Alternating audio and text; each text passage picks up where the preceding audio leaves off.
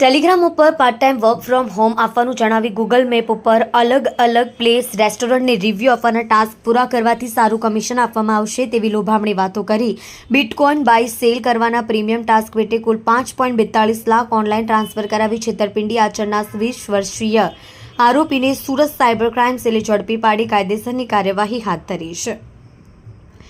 નાના ટાસ્ક આપીને કમિશનની લાલચમાં ફસાવતો સુરતમાં રહેતા એક ફરિયાદીને ગત તારીખ 28 ઓક્ટોબર 2023થી 1 નવેમ્બર 2023 દરમિયાન અલગ અલગ મોબાઈલ નંબરોથી તથા ટેલિગ્રામ આઈડી પરથી વાત કરી આરોપીઓએ part time work from home આપવાનું જણાવી ગૂગલ મેપ ઉપર અલગ અલગ પ્લેસ રેસ્ટોરન્ટને રિવ્યૂ આપવાના ટાસ્ક પૂરા કરવાથી સારું કમિશન આપવામાં આવશે તેવી લોભામણી વાતો કરી સૌપ્રથમ ફરિયાદીએ ટાસ્ક પૂરા કરતા ટુકડે તેઓને 3,453 રૂપિયા આપ્યા હતા. જે બાદ વેબસાઇટની લિંક મોકલી તે વેબસાઇટમાં રજીસ્ટ્રેશન કરાવી તેમાં બિટકોઇન બાય સેલ કરવાના સૌપ્રથમ ફ્રી ટાસ્ક આપવામાં આવ્યા હતા. તેમાં તેઓને 6,500 પરત આપ્યા હતા અને ત્યારબાદ પ્રીમિયમ ટાસ્ક પેટે રૂપિયા રિફંડ મેળવવા રિફંડ પ્રીમિયમ ટાસ્ક પેટે અલગ ચાર્જ જણાવી રૂપિયા ભરવા જણાવતા ફરિયાદીએ તેઓના જણાવ્યા મુજબ અલગ બેંક એકાઉન્ટમાં 5,42,500 રૂપિયા ટ્રાન્સફર કર્યા હતા.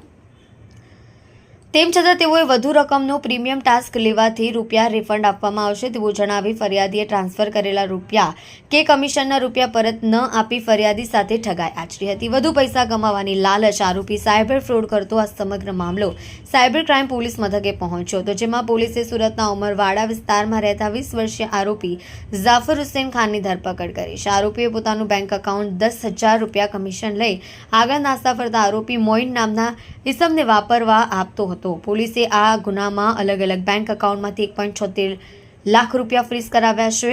વધુ પૈસા કમાવાની લાલચમાં આરોપી લોકો સાથે સાયબર ફ્રોડ કરતો હતો. કલ્પેશ રાણા સાથે જોતા રહો ન્યૂઝ 9 ગુજરાતી, સુરત.